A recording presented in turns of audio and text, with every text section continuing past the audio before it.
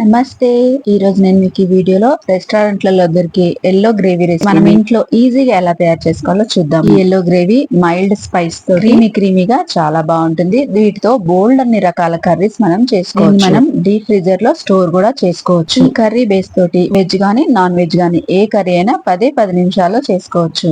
ముందుగా ఒక బౌల్ లోకి 2 టేబుల్ స్పూన్ల వాటర్ మెలోన్ సీడ్స్ తీసుకోవాలి. 2 టేబుల్ స్పూన్ల జీడిపప్పు, 1 టేబుల్ స్పూన్ గసగసాలు వేసుకోవాలి. అలాగే 2 టేబుల్ స్పూన్ల ఎండు కొబ్బరిని కూడా ముక్కలు చేసి వేసుకొని ఒక టీ గ్లాస్ నీళ్లు పోసుకొని వీటిని 1 గంట పాటు నానబెట్టుకోవాలి. ఇలా నానేలోపు మనం ఒక 2 మీడియం సైజ్ ఉన్న ఉల్లిపాయలని తీసుకొని ఇలా పెద్ద ముక్కలుగా కట్ చేసుకోవాలి. ఈ ముక్కలన్నిటినీ కూడా ఒక గిన్నెలోకి వేసుకొని దాంట్లో ఒక టీ గ్లాస్ నీళ్లు పోసుకోవాలి. ఒక ½ టీ స్పూన్ పసుపు వేసుకొని దీన్ని లో ఫ్లేమ్ లో స్టవ్ మీద పెట్టుకొని ఒక 5 నిమిషాలు ఉడికించుకోవాలి. ఒక 2 మీడియం సైజ్ ఉన్న టమాటాలని తీసుకొని పెద్ద ముక్కలుగా కట్ చేసుకొని మిక్సర్ జార్ లో వేసుకొని వీటిని ప్యూరీ చేసుకోవాలి.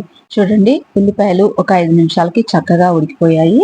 ఇప్పుడు ఈ ఉల్లిపాయల నీళ్ళని మనం సపరేట్ చేసుకుందాం. ఉల్లిపాయల్ని ఇలా వడకట్టేసుకొని అందులోంచి వచ్చిన నీళ్ళని మనం పక్కన ఉంచుకోవాలి. మళ్ళీ ఉల్లిపాయల్ని కూడా మనం మెత్తగా గ్రైండ్ చేసుకోవాలి. 1 గంట తర్వాత చూడండి నేను వీటన్నిటిని విడివిడిగా ఇలా మిక్సీ పట్టుకున్నాను. ఉల్లిపాయ పేస్ట్, కొబ్బరి గసగసాల paste, tomato puree, yellow curry base చేసుకోవడానికి మసాలాలన్నీ రెడీ ఉన్నాయి. ఇప్పుడు మనం స్టవ్ వెలిగించి మందపాటి గిన్నెను పెట్టుకొని అందులోకి 2 టేబుల్ స్పూన్ల దాకా మంచి నూనె పోసుకొని నూనె కొంచెం వేడవగానే ఇక్కడ చూపిస్తున్న మసాలాలని తాలింపు వేసుకోవాలి. ఇవి కొంచెం వేగిపోగానే ఇందులోకి ఫ్రెష్ గా నూరుకున్న అల్లం వెల్లుల్లి పేస్ట్ 1.5 టీ స్పూన్ వేసుకొని అల్లం వెల్లుల్లి పచ్చివాసన పోయేదాకా వేపుకోవాలి. ఇది వేగిపోగానే ముందుగా గ్రైండ్ చేసి పెట్టుకున్న ఉల్లిపాయ పేస్ట్ అంతా ఇందులో వేసుకొని ఉల్లిపాయలను కూడా ఒక 2-3 నిమిషాలు వేపుకోవాలి. ఉల్లిపాయ పేస్ట్ మంచిగా వేగిపోయిన తర్వాత ఇప్పుడు ఇందులోకి టమాటో ప్యూరీని కూడా వేసుకొని వీటిని కూడా పచ్చివాసన పోయేదాకా వేపుకోవాలి. టమాటాలు కూడా మంచిగా మగ్గిపోయిన తర్వాత 1 టీ స్పూన్ ఉప్పు,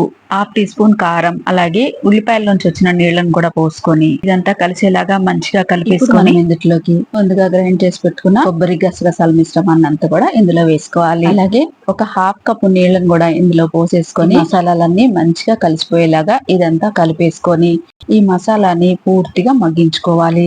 మూత పెట్టేసి స్టవ్ ని లో ఫ్లేమ్ లో పెట్టి ఇది మగ్గడానికి కనీసం 15 నుంచి 20 నిమిషాలు టైం పడుతుంది. చూడండి, నాకైతే ఒక్క 20 నిమిషాలు టైం పట్టింది. మూత తీయగానే ఆయిల్ అంతా సపరేట్ అయ్యి గుమగుమలాడుతూ మన ఎల్లో గ్రేవీ రెడీ అయిపోయింది. చూడడానికి ఎంత కలర్ఫుల్ గా కనిపిస్తుందో కదా. అలాగే టేస్ట్ కూడా చాలా బాగుంటుంది. ఇప్పుడు ఇంకా స్టవ్ ఆఫ్ చేసేసి ఈ కర్రీ బేస్ ని పక్కకు దించేసుకోవాలి. ఎంతో ఈజీగా చేసుకునే ఈ కర్రీ బేస్ ని మీరు ఇంట్లో ఒకసారి తప్పకుండా ట్రై చేయండి. వీడియో నచ్చితే లైక్ చేయండి, షేర్ చేయండి. ఇలాంటి మరిన్ని మంచి రెసిపీస్ కోసం నా ఛానల్ ని సబ్స్క్రైబ్ చేసుకోండి. మళ్ళీ కలుసుకుందాం. నమస్తే.